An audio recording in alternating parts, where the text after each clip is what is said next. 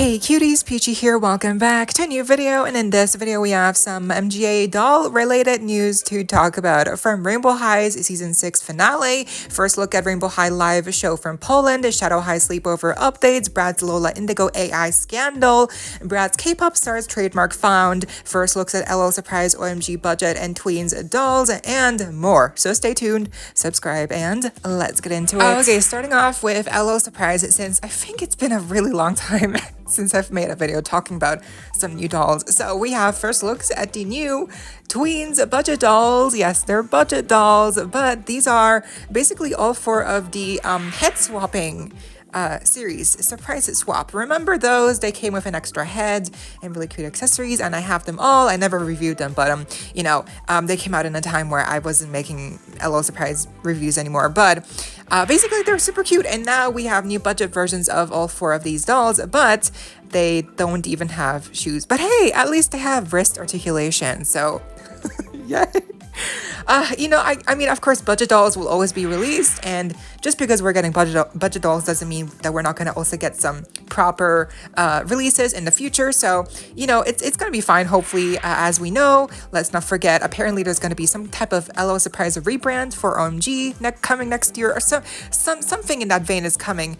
So something big is happening in next year for LO Surprise, OMG, and tweens inevitably. So hopefully that means that, we're gonna get some proper, nice, good collections again. But for now, we have these tweens budget dolls, which also, suspiciously enough, in these real life pictures, we can see that some of the skin tones here for like two characters is a bit lighter than the original releases. Now, again, that could be the lighting, that could be just whatever. I don't know, but it's suspicious. And we also have a couple of new stock photos of these same tweens budget dolls, and in these you can see there's a deeper skin tone for those two that I mentioned, but it's still a little bit lighter even so I'm just not sure what happened here. Maybe they just forgot that the consistency of these characters and how they looked previously, because even compared to the artwork and some of, like, I just maybe really just is the lighting, but it just does seem suspicious. And I mean, either way, all four of these don't have shoes on, which is just very weird. I mean, they have wrist joints, but no shoes. But here we also have new stock photos of the OMG budget dolls, which include Fly Girl, Snowlicious, Miss Royale, and Twist Queen. Twist Queen looks the cutest to me because, yes, she's all pink. I think the outfit pieces here are very simple. They're not award-winning, anything spectacular, but they are simple pieces, which I do think a lot of people will still want to get them just because of the versatility and customization possibilities they can do with these simple dresses and stuff. But yeah, just the faces are the same as the first releases, I believe, for the most part anyway. And of course, since these are OMG budget dolls, they do not have any kind of movement at the elbows and wrists, and they do not have bendable knees. But yeah, I mean, of course, again, we're always going to have budget releases, so it's fine. It's fine. Moving on to Bratz news. Yes, let's talk about the Bratz Lola Indigo AI scandal. So a couple of days ago, probably last week, the official Bratz TikTok account shared a little, short video basically where we could see a animated version of Lola Indigo appear and dance and do stuff. And it did look suspicious. I immediately thought it looked very AI generated, and then it was confirmed that yes, in fact, the entire video was made with the use of AI. So yay. I mean, this has happened before. Bratz ironically did the same thing to Karol G with their promotional videos. Like, it is honestly mind-boggling. Like, they have creative people working on a lot of Bratz related content on their Instagram page and TikTok. Like, a lot of people are working on stuff for Bratz for their socials, but then at the same time they hire this company that's using AI to create this short for Lola Indigo's Bratz release. And again, Karol G, the same thing happened. Even for the Sasha Jean Paul Gaultier video, there was a video that was circulating just shortly, but it was also AI generated. So like, this has happened way too many times, and they do not do better. It's really bizarre. Like, why do they keep doing this? it looks horrible. You can just clearly tell it is uncanny, something's off, and it really sucks because like I feel like most people actually do not clock this, but we know, all of us who, you know, look at stuff like this more often and we just know more stuff, we know. And it's like everyone else just believes that this is like, oh, we'll animate it. Like, no, honey, it's AI. It's not done by real people. A real person gave the prompt, but it wasn't made by real people. And again, it really sucks because Bratz works with so many creative people to create content for their socials. But then they do this, and it's like, okay, well, something's not connecting here. Now, regarding the official drop, they posted this on their socials, Bratz, saying the private fan presale is on October 29th, general presale is on October 30th, and then the official drop for everyone else is going to be on November 2nd.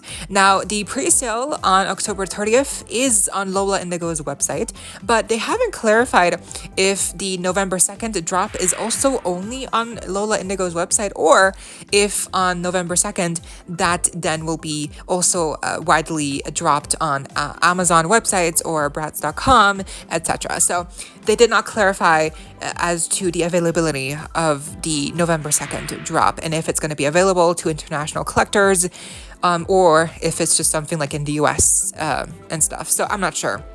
But I also haven't checked on the Lola Indigo website if they ship internationally, so I also cannot tell you that. And the pricing might vary. It seems, I thought at first she might be like $50, $60 US, similar to, you know, Karol G.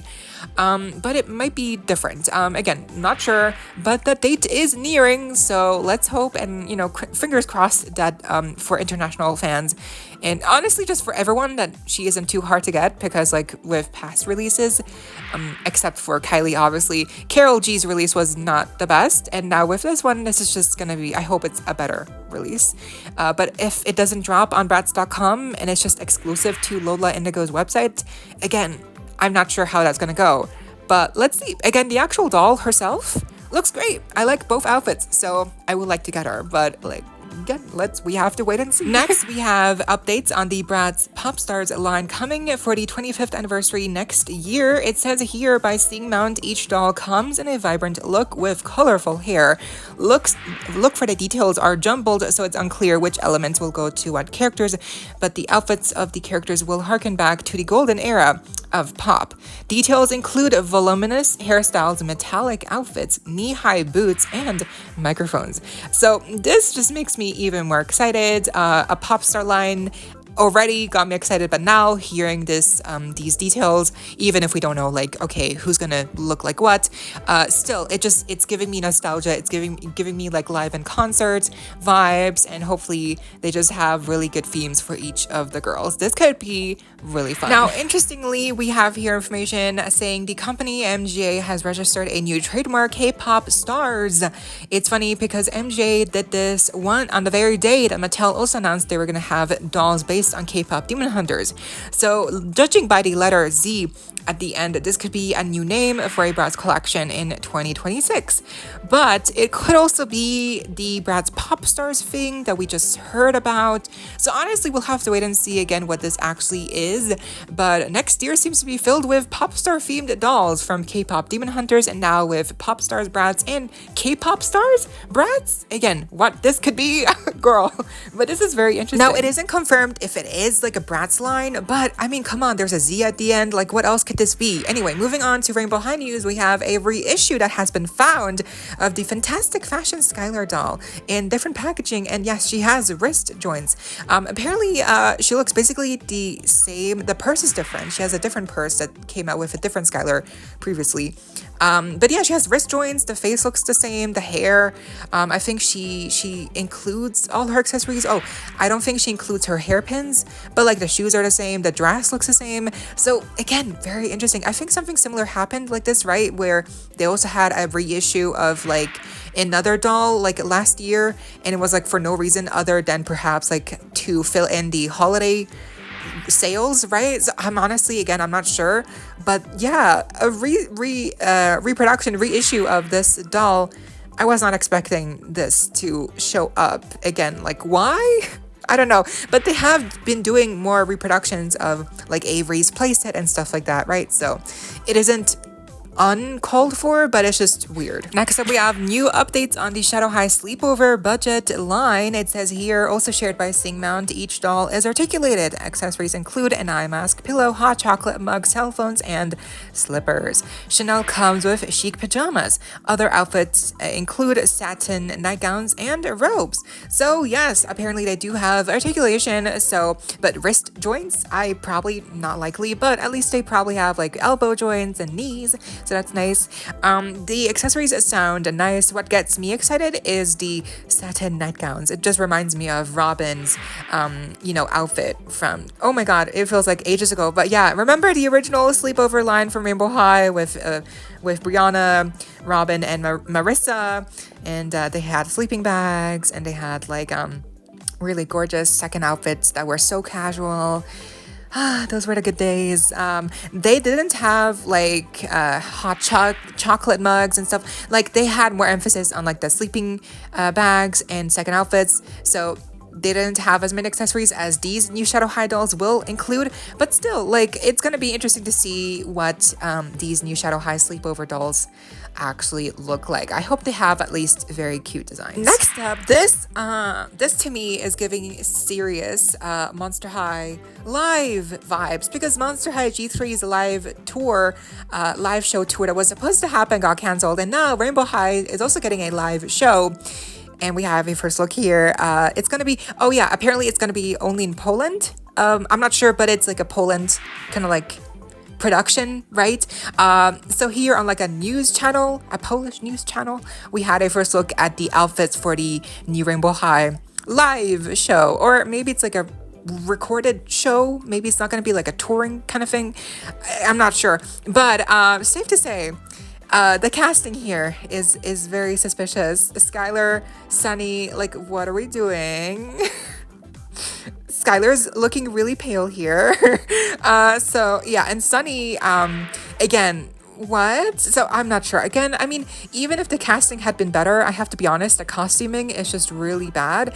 But to be fair, I guess, we are talking about Rainbow High, where each character has like rainbow colored hair and like, kind of modern clothing that is already very, cheesy if you do it wrong, right? So it could be, it's tough because like Monster High, at least you had a clear theme, a magical, like a creepy magical kind of theme, right?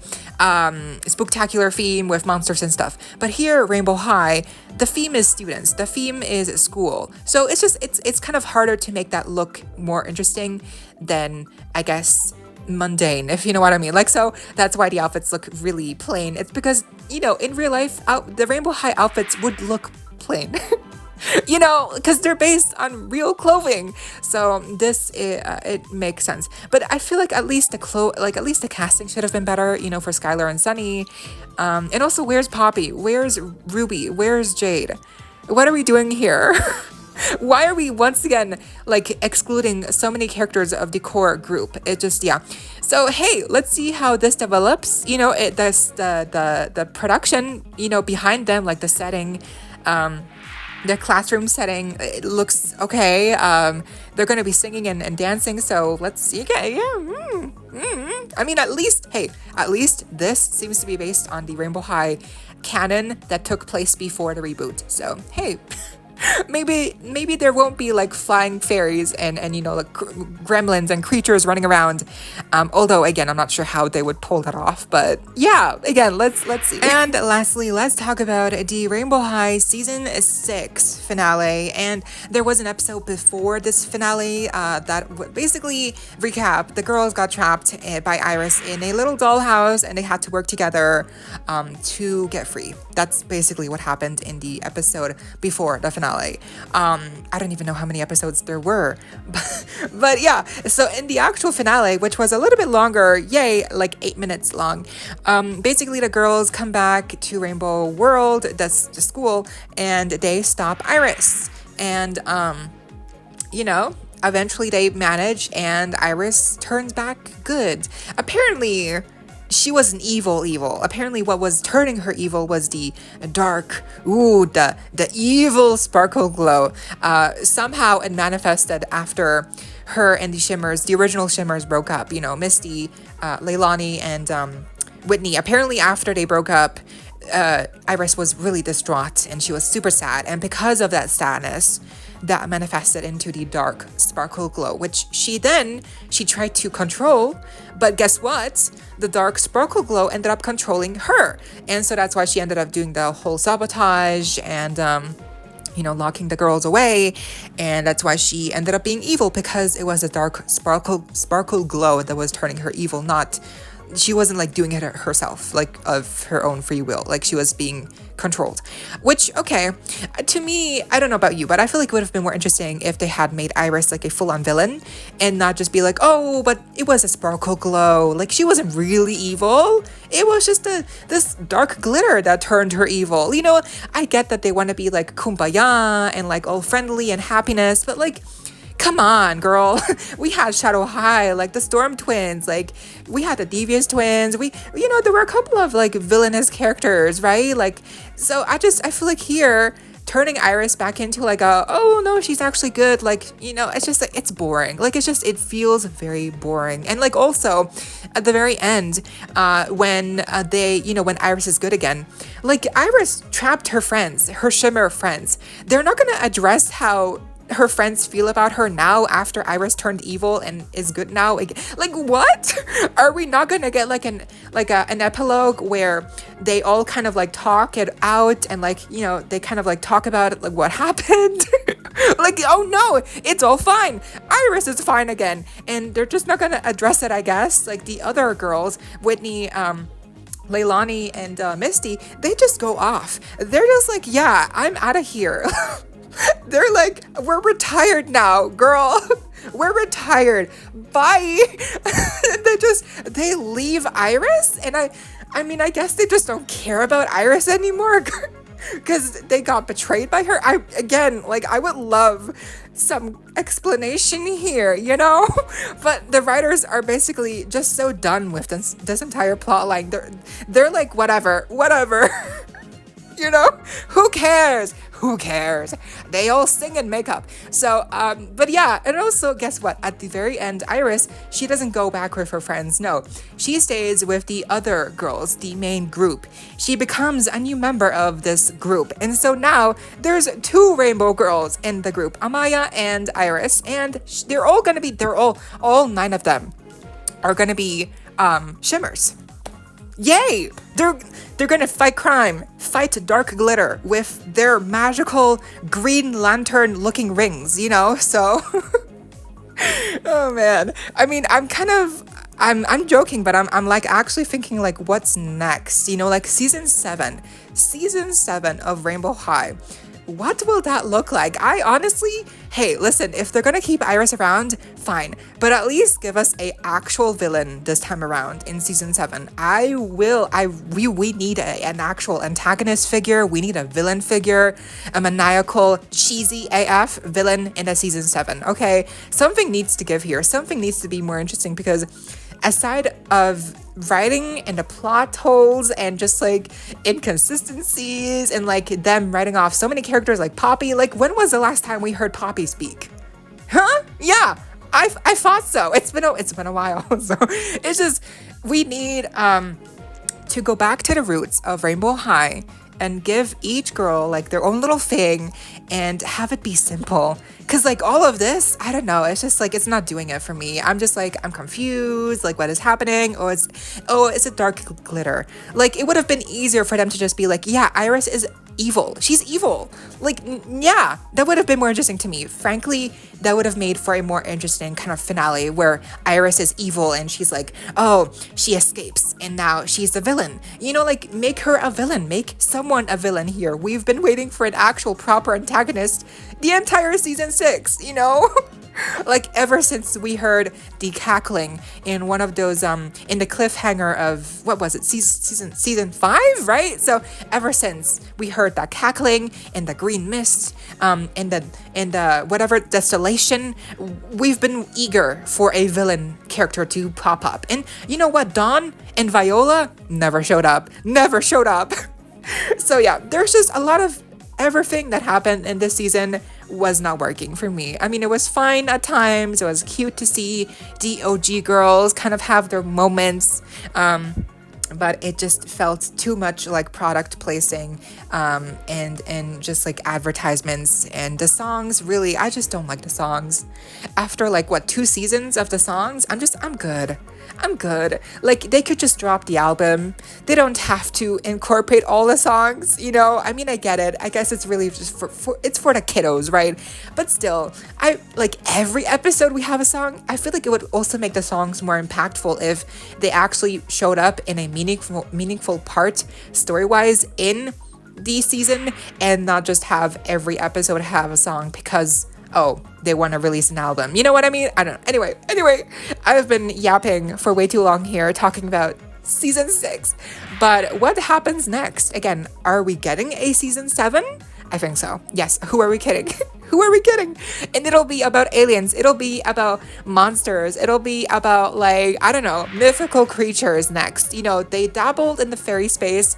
Next up, Rainbow High folklore, Rainbow High myths. You know, they're gonna talk about, you know, like ancient Egypt and the Roman gods, Zeus.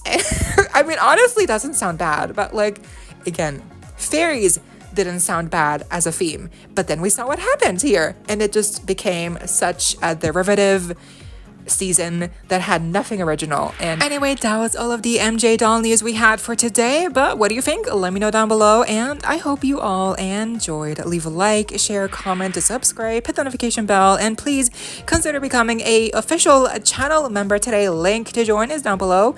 Become a cutie and support the channel if you're able to. That way, no pressure, and so you do not miss out when I post more content like this coming your way and keeping you up to date with all the doll tea you love.